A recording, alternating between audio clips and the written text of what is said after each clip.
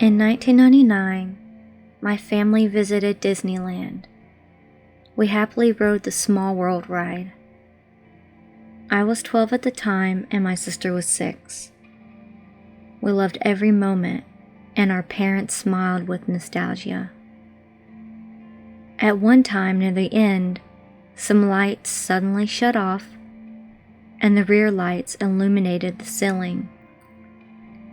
The moving display parts shut off and crew members wearing red overalls walked along them to help passengers into the boats, onto the stages, to direct them out of the building via emergency exits. A voice came over the loudspeakers. Disneyland thanks you for your visit. Please evacuate the attraction in an orderly fashion. Keep looking forward and follow the directions of staff. Thank you. The staff wouldn't tell us much as they quickly ushered us out of the building. Ambulances were outside and a police car was parked in the main walkway.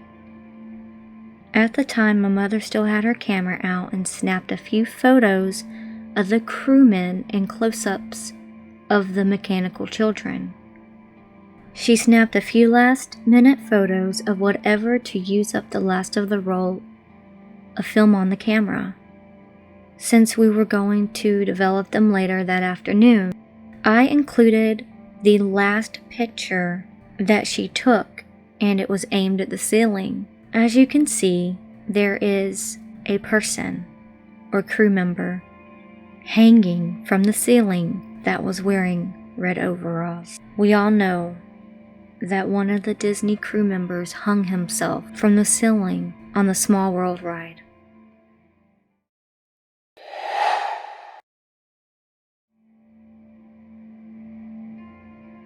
She didn't hesitate dropping her 5-year-old from the bridge into the unforgiving rocks some 80 feet below. She was perfect. So was her husband. Having an ugly son was unacceptable. Her husband was devastated, while she did a lot of faking. A year passed and she gave birth to another, but this time, it's a beautiful baby girl. He was once again satisfied, and at last she too. Some 5 years later, she had to walk with her daughter in that familiar bridge. Midway through, her daughter hugged her very tightly. "What's wrong, sweetie?" she asked. Her daughter replied with a whimper, "I'm scared, so scared. I love you, Mommy. I've always loved you." "Oh, I love you too, sweetheart. But what are you afraid of?" "I'm afraid you'll drop me off this bridge again."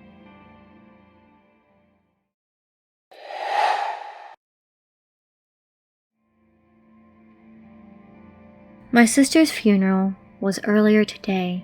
She was my little sister, practically still a baby.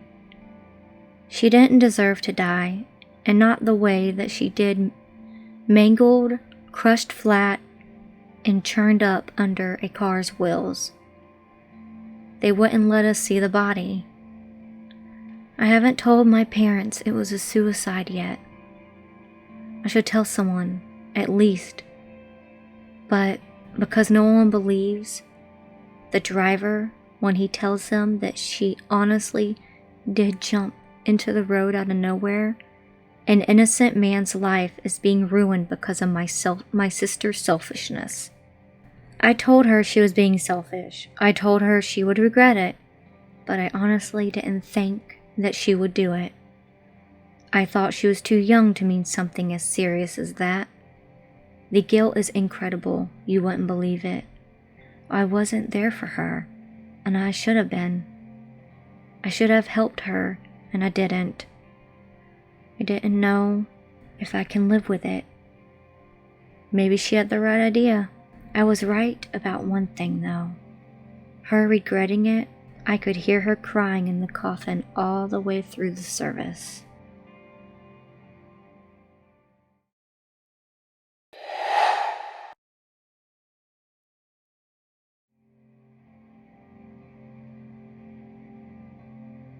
A while back, my mom lived in this house on Brindley Mountain in Alabama. The landlord to the place was super anal about making sure they did no remodeling or repairs. He wanted nothing changed. It was odd to say the least. After a while, my mom and her boyfriend started saying they think the place was haunted by the ghost of a small girl. They said sometimes they would see a shadow of a girl walk from room to room, or hear playing in the back when nobody was back there. And sometimes it sounded like a small child was sobbing but couldn't tell where from. Me being an atheist at the time, I kind of blew it off. I was like, yeah, right, ha ha. So anyways, this was towards the end of me and my ex's relationship. When we split up, I started living with my mom until I got on my feet. We shared custody of our daughter, Alexis, 50-50 of the time. So one week she'd stay with me until Friday, and then she'd go to my ex's until the following Friday, and then she'd come back with me. She was about 2 going on 3 at the time. It was Saturday night, and I was on the computer. It's probably like 2 in the morning. I'm just surfing for music. The computer desk was in the kitchen facing a wall, and on that same wall was a doorway that led to the den and the bedrooms. So if anyone came out of the bed to get something from the kitchen, then they would have to walk right past me. Alexis was always getting up in the middle of the night and getting in trouble. She'd raid the fridge or knock something over while climbing up on things. She liked to get up in the night and raid the kitchen because she knew everyone was asleep and she could get away with it. So as I said before, that night I happened to be up at 2 a.m. on the computer. I see Alexis sneak into the kitchen with my peripheral vision, and she froze when she saw me and just stood there. I didn't look at her or pay her attention. I figured she had seen me. She knows she's caught. Hopefully, she will go back to bed and go to sleep without me having to make a big deal of it. But instead, she just stands there for about 3 minutes, and I can see her the whole time. But I make a point not to look at her, so she will just go back to bed. She eventually turns and walks back towards the bedroom. It was dark in the room, but I could still see her turn and leave. Everything was dead silent after that. So after about 15 minutes, I got that feeling in my gut that I need to check on her because she's probably up to no good. In 15 minutes, I should have heard her climb back into bed or rustle through toys. Hearing absolutely nothing normally meant she was trying to be quiet for a reason. Every parent gets the sick feeling in their stomach when their kid is up to no good, and I got that feeling, so I got up to check on her. I stood up and I walked into the room that led to the bedrooms, and it was pitch black. I couldn't see anything, and that is when it hit me. Alexis was with my ex that night, not with me. I had been used to her being there all week, that it just slipped my mind, so the girl I saw wasn't her.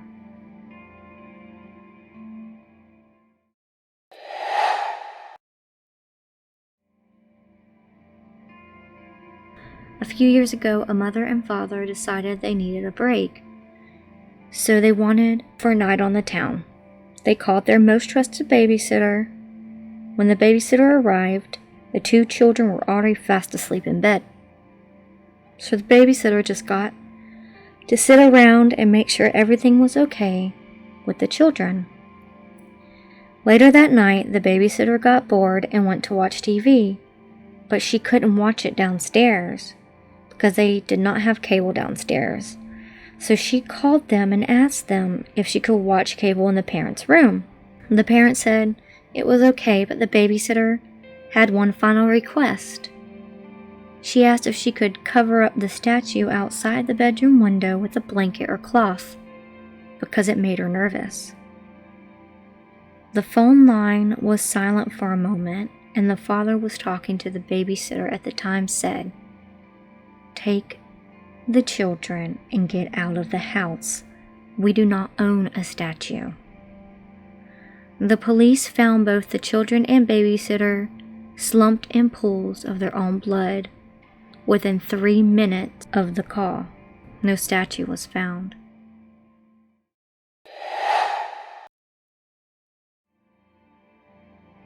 My brother grew up being terrified of water. I'm 4 years older than him, and during the nightly battle for bath time, when he was about 3 or 4, I asked him why he was so scared of the water. He looked at me, and I remember this word for word. I was in a big unsinkable ship. We hit the biggest iceberg, and then it was really busy, and then I got really cold and wet, and I went to a warm, bright place and waited until my next family came. My mom heard it all and decided bath time was over. But the creepy thing was my brother was born April 15th, 1992. The Titanic sunk April 15th, 1912.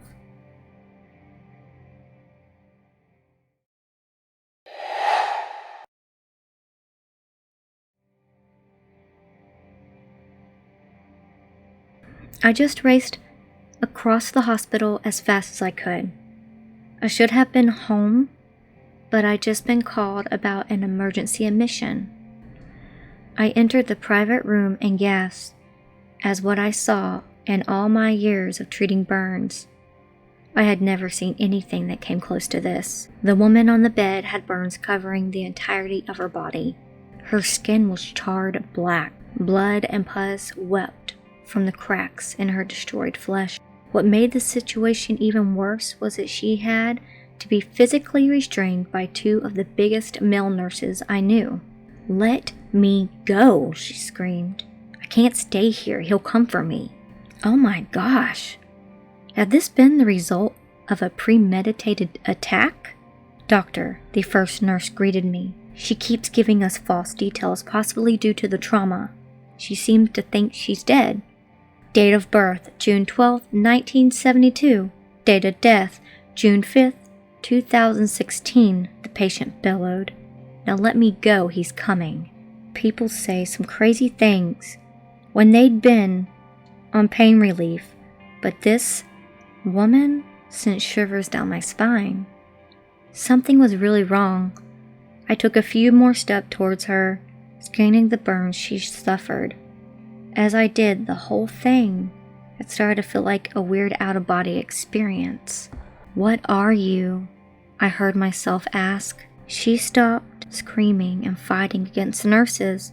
She slowly turned to me, stared straight into my eyes, and calmly spoke. "My name is Elizabeth Mija. I am the first person to escape from hell."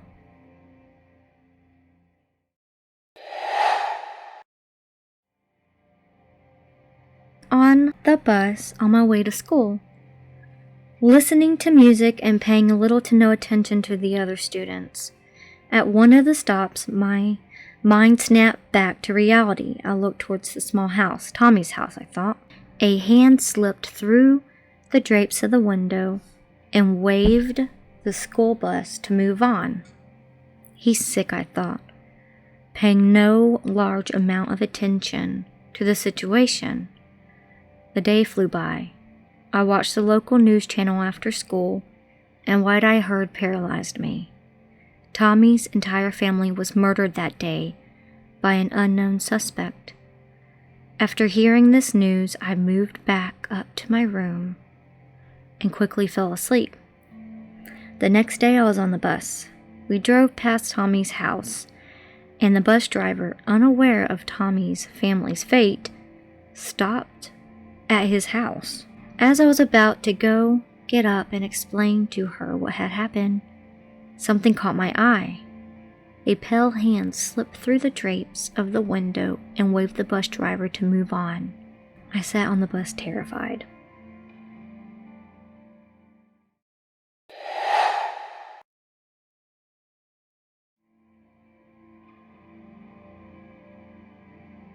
My daughter loves collecting dolls. She doesn't really enjoy playing with them, but she could look at them, admire them, and talk to them for days. I arranged them in a room we didn't use anymore. She spends at least half of her day there with them. I didn't have a problem with that. The only thing that bothered me was that she got bored very easily, and she was always asking me for a new doll. She always told me to get her something special, different from the others. So I got her a very beautiful doll, almost as tall as her, with piercing blue eyes and thick, shiny brown hair. My daughter told me that it was by far her favorite, and she was very happy to have it. But after a couple of days, she says that she's scared of the doll, that it blinks and moves and even is heard whispering something. There's nothing wrong with the doll, honey. I tried to calm her down, but I'll go and I'll see if you really want. I hastily make my way to the bedroom and go straight in front of the doll, carefully looking at her. I thought I told you to stand still, I muttered as I grabbed her by the shoulders. It's my first and last warning. I don't want this to ever happen again.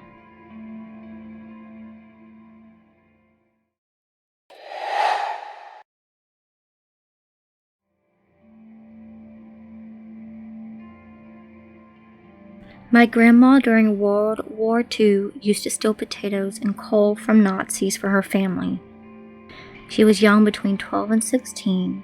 One day she noticed a few men standing near the fence but paid them no mind since she had just stolen coal and potatoes. This happened for a few weeks, her taking the same route, and she noticed the men getting frail and weak, so she snuck back later that evening and gave them some food, and continued to for a while. She ended up saving their lives, and that is how my grandmother met my grandfather, who was a Russian soldier being held prisoner. The camp was possibly Brindonk, but I'm not sure. She passed a few years ago, so I can't ask. On a side note, on her death bed, the priest asked my grandma what she wanted to be known as. She said a thief because of this story. 2 years ago, 6 days, I was in a car wreck and almost died. I was driving home late at night, fell asleep at the wheel, and slammed into a tree on my driver's side front door. I have no memory of what happened for the next couple of days, but I woke up in the ICU, strapped to a bed with a respirator and feeding tube in me. I had broken bones in my skull, my collarbone, collapsed both lungs, and ruptured my diaphragm.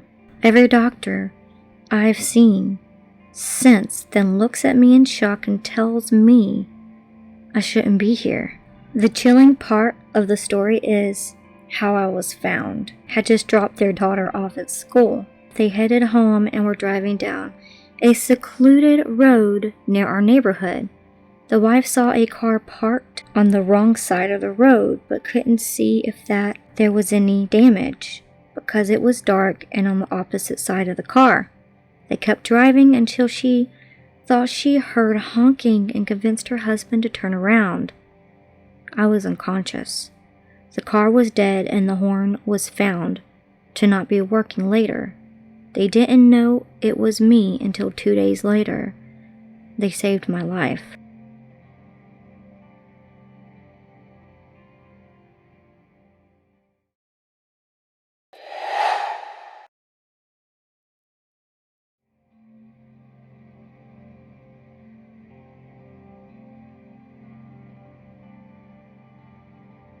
My grandfather was in the Vietnam War.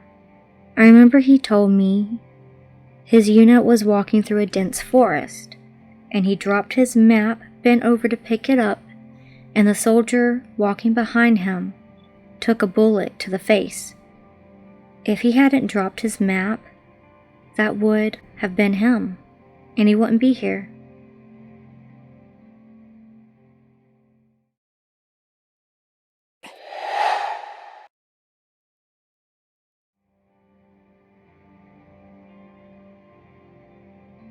When I was a Boy Scout, I got the filmmaking merit badge. In order to earn it, you have to complete a short film, no matter how terrible. It's the luck of the draw naturally when it comes to who is in your merit badge class, but since we were all in the woods, we decided a slasher flick would be a lot more fun. We wrote a script where a mass killer goes around stabbing people at the Boy Scout camp. There was a kid named Paul in the group who was pretty cool, got along great with everyone. He was one of those guys who just were naturally liked, but he was voted to be the killer because he had a really creepy Peter Lorre eye thing going on. He did great, fake stabbing a bunch of victims and being mincing, and I forgot about it completely until 6 years later when I was a freshman in college and recognized Paul walking between buildings.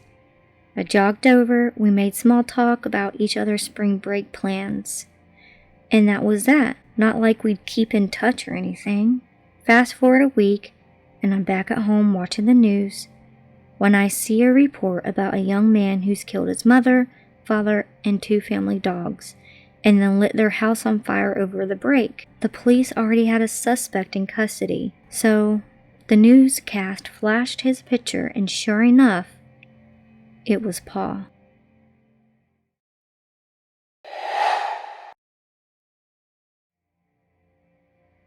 My grandmother grew up in Germany during the Holocaust and World War II.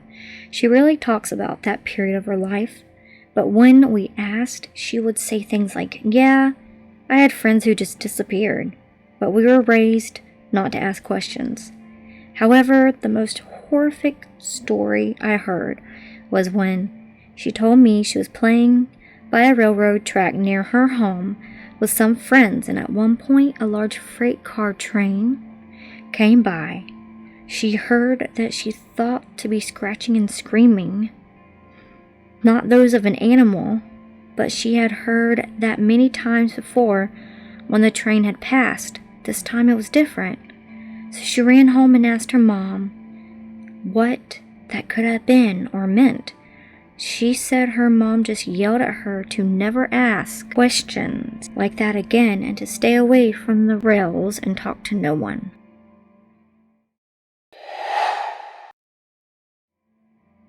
My mother managed a photography studio in Ontario. One day my mom is working alone and this guy comes in asking for a photo, but he's being a little weird about it, saying he needs a picture taken of his hip. They did a lot of inquiry photos for court cases, so my mom assumes this is what he needs and starts loading up the camera. When she looks up, he's got his pants totally off and he's exposing himself.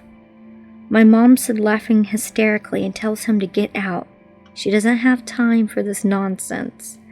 About an hour later, a girl that was working on the denim store down the hall comes down to tell her about this pervert that took off his pants in the middle of the store trying to expose himself to female customers. They both had a laugh. He didn't seem all that mincing, just obviously not all there. 2 days later, the girl comes running into my mom's studio, pale as a ghost. One of the front page of the paper is a sketch of the guy with the title, Scarborough Rapist. It's pretty crazy to think that she was that close to getting attacked by Paul Bernardo in the peak of his rapist crime spree.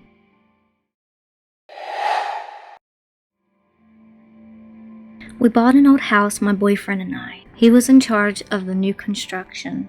The previous owner had wallpaper over every inch of every wall and every ceiling.